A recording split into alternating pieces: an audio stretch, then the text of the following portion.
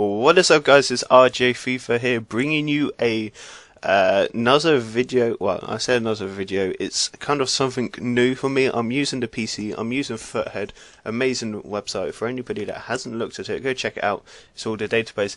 And today, this is going to be a World Cup underperforming team. I do apologise if I had to flick backwards and forwards for high-rated players, only because some of the spellings I'm not 100% sure on.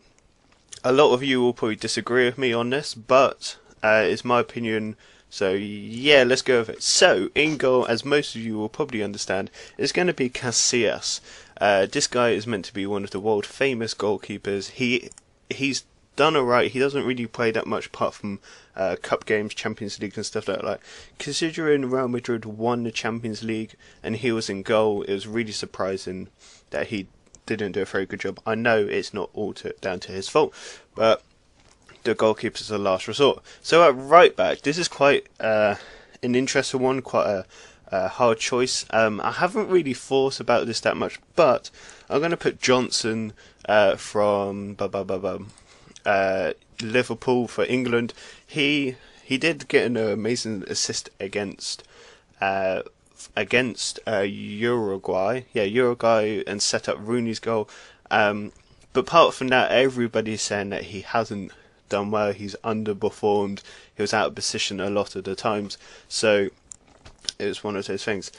At centre back, for one of the centre backs, we're going to have Pepe. Now, a lot of you will be like, why Pepe?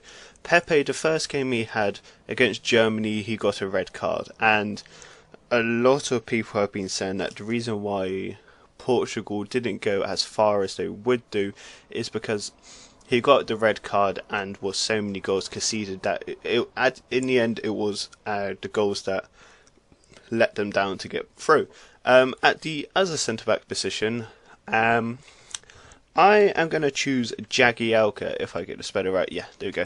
Jagielka, he's one of the England. It sounds daft. There's going to be a lot of Spanish, English, and a few other people around there. Jagielka, looking at the games, some of the time he was pretty good, but most of the time he just looked out of his depth, and I really feel sorry for the guy. At left back, we are going to choose Leighton Baines. Nope, that's the wrong spelling. My bad. Leighton Baines. Now, for Everton, Leighton Baines is probably one of the best left backs in the BPL, if not the best. He is absolutely phenomenal. I cannot take it away from him. But for England, he just didn't perform that well. And it's really annoying because I absolutely love Leighton Baines. He's probably one of the best left backs in the world. No, I just said that. For me, I absolutely love him in game, and in real life, but he just didn't do it for me. That's a real shame because I really wanted him to shine. At right mid, I haven't thought about this one. You know what? I'm going to put Sterling. Oh crap! I forgot how to spell his name. Sterling. There we go. Sorry, I'm just really bad at spelling. Sterling.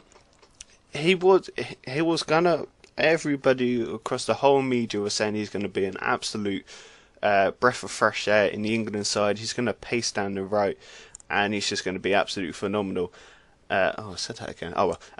But I'm afraid he wasn't that good. It was one of those things. He had a lot of opportunities, but for me, the whole England, well, most of the England team, when they got in front of goal, they just didn't kind of perform, and they didn't really do as much as they could have. Now, I was going to choose Iniesta, but he had an absolute blinder the last game. So I'm going to choose David Silva. I didn't watch too many Spain's games, but I think he played some of the games. You see, I should have researched this more. But David Silva, you kind of think 88 rated, he's going to absolutely wipe the tournament and be a great asset for Spain. But I didn't really hear his name come up, and I think he played most of the games, which in theory, Spain should have really done really well in the tournament, but they didn't, as a real shame. The other centre mid is going to be a lot of people will hate me, but Steven Gerrard. I'll quickly swap that way. Steven Gerrard, for me, he's had it. He didn't have a good World Cup. He just looked like he was just off par, just couldn't get the ball, and he helped Luis Suarez get a cracking goal. At left mid, I'm going to get a lot of hate for this, but I'm going to put the Belladrone winner in, Cristiano Ronaldo. For me, Ronaldo, everybody absolutely loves him.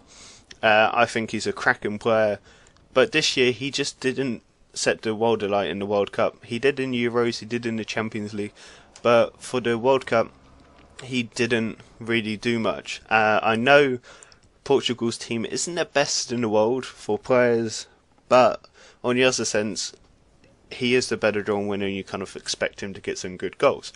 At the striker position, we are going to have Rooney. Wayne Rooney, yes, he got his first ever World Cup goal, and I applaud him for that. He's a great England. No, I'm not even going to say it. He's an alright player. He had a great season for Man U this year, and I cannot take that away from him. But when it come to the world stage, he just didn't do it for me, which is the real shame, because considering he is a great striker in the BPL, and he had a good record this year. I think it's 15 goals, 9 assists, or maybe the other way around. Now the other striker that actually did really well, he got a lot of goals, but I'm afraid it's Luis Suarez. This year, Luis Suarez he did extremely well against us. He did extremely well to fight fitness. I'm just trying to work this out for chemistry wise. There you go. He did extremely well to battle fitness, to come on and play for Uruguay, considering that he wasn't fully fit against England. And he got 2 amazing goals. But the biting incident against Italy, and saying that nothing happened on there, I will have to say that he has to go into the team. He didn't underperform, but what happened in the Italy game is kind of the reason why I put him in the team.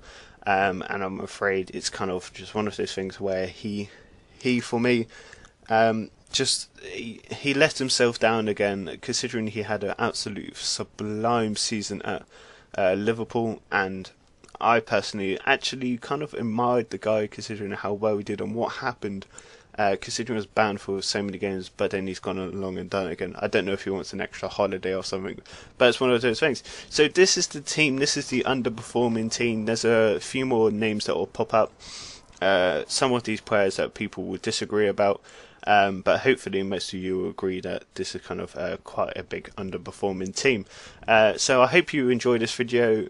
Drop a like, subscribe, comment of the players that you think that should go on the bench, or who you would swap around. Also, if you want to, go follow me on Foothead and then tell me that way. So yeah, it's been your boy RJ FIFA. I can't remember if I said go follow me on Twitter, but yeah, go follow me on Twitter, because this is where it'll come up. You can see my latest videos and what have you, and thanks for watching.